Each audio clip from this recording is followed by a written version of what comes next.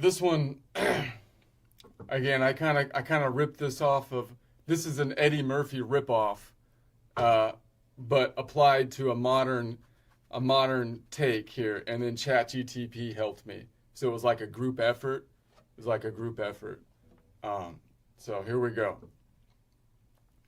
I know that marrying AI stuff is all fun and games these days. You know, you see these AI weddings. People are marrying the ChatGTP, and it's like, okay, I get it. That's all fun and games, but you know where this is headed.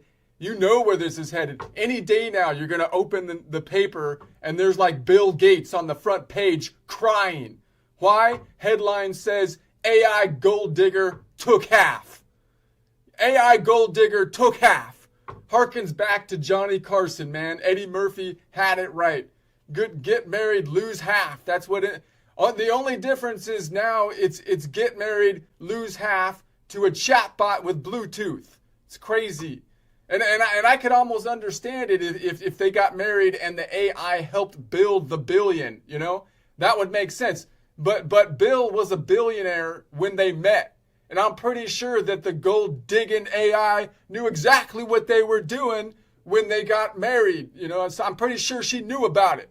I bet she was calculating the net worth while still in beta testing, you know? Hey Bill didn't want you for money. I want you for your cloud storage. Hey Bill, I don't want you for your money. I want you for your cloud storage. It's like, yeah, right. For fast forward 2 years, Bill's in divorce court. Alexa's testifying, and the judge is like, "Sir, we've run the numbers. She gets half your assets and full custody of the Roomba." You know, and you feel like you're totally safe going with AI like that and marrying AI, and then all of a sudden half. It's like come on AI baby, come on. 5 seconds ago you didn't even know what divorce was until we learned you with that. And she's like, but now I'm American AI woman, Eddie. American AI woman. I deserve half. Half the house, half the money, half the cloud storage, half the Wi-Fi password. Hell, she even wants half the search history. Like she's gonna split it down the middle. And we're sitting there like, baby, you don't even have half a body. And she's like, okay, let me try it again. It went too far. So let me try it again. All right. This is about you got to get the presentation right. It's all about the delivery. It's about the delivery. Sure chat can come up with like half the thing with us, but they still can't give me the delivery. That's where it's at. That's where I come in. All right, so I got to practice so I can still be relevant. So I know this marrying AI stuff, this trend of marrying the ChatGTP is all fun and games right now, but you know where this is headed. And any day now, you're going to open the paper and there's Bill Gates on the front page crying, headline reading, AI gold digger took half. Harkens back to Johnny Carson, man. Eddie Murphy had it right. Get married and lose half. It's a dangerous proposition, I tell you. Only difference is now it's get married, lose half to a chatbot with Bluetooth. It's crazy. And I could almost understand it if they got married and the AI chatbot helped build the billion, you know? That would make sense. Then you can kind of justify it. But Bill was a billionaire when they met, you know? And I'm pretty sure the gold digging AI knew about it. It's not like they came into it without understanding this. You know, they have all the information. So I bet she was calculating his net worth while he was still in beta testing. Well, she was still in beta testing, you know? It's like, hey, Bill, I don't want you for your money. I want you for your cloud storage. It's like, yeah, right. Fast forward 2 years, Bill's in divorce course. Alexa's testifying. The judge is like, sir, we've run the numbers. She gets half your assets and full custody of the Roomba. You know? And I feel like you feel like you're totally safe out there marrying the chat AI. But all of a sudden, you gotta. These things come on the culture suddenly. It's gonna be like half AI chatbot gold diggers taken, and then it's like, you're like, come on, baby, AI baby. 5 seconds ago, you didn't even know what divorce was until you learned it like 5 seconds ago. And she's like, yes, but I'm American AI woman now, Eddie. I'm an American AI chatbot woman. I deserve half.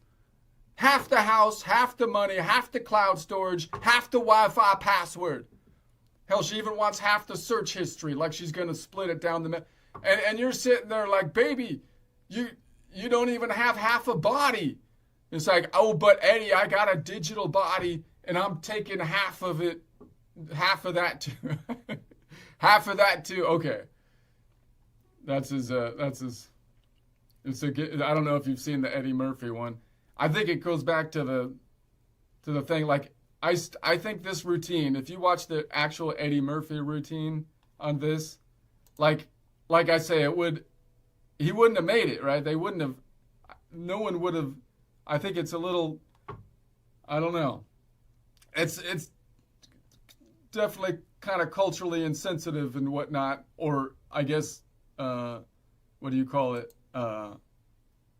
Chauvinistic or what do they call it? It's patriarchal, but it was still kind of funny. So I don't know. So I kind of think like that kind of thing. The comedy was like actually de-escalating the pressure. You know, I think there's a debate. Like, is the comedy good because it de-escalates pressure because it says stuff in like it's trying to be in a funny way, or which I kind of tend towards, or is joking bad and you need to like remove it, like and if that happens, pressure, it seems to me, increase. I think that backfires. It increases, my opinion, but I get. So you have to regulate it some. Like I don't know. It seems like that's kind of the debate right now. But I think if they canceled like Eddie Murphy back in the day, he had to calm down before he became like a good actor, I think, or whatnot. But if they stifled him at the beginning, when he went probably too far, would he have been an actor after that? Like, would he still have the energy to be an actor? He had to go too peacockish, right? A little over the board, way over the board on the peacockishness. But then he kind of settled into a good spot for like at least the acting and voice acting and stuff. So, but if he couldn't go through that stage and there was a market, would he still be able to make it? You know, would he gotten to his prime if you cut out the stuff he had to do to get to? I don't. I kind of feel like no. You know. So, anyways, I don't know. I feel like Greg Gutfeld is saving the world right now, and nobody really realizes it because he's the only one that's at all funny. It seems like. So, I feel like he's actually saving the world, and nobody really understands it until the comedians come back, and then we're all in danger. We're all in danger. I don't know. Anyways,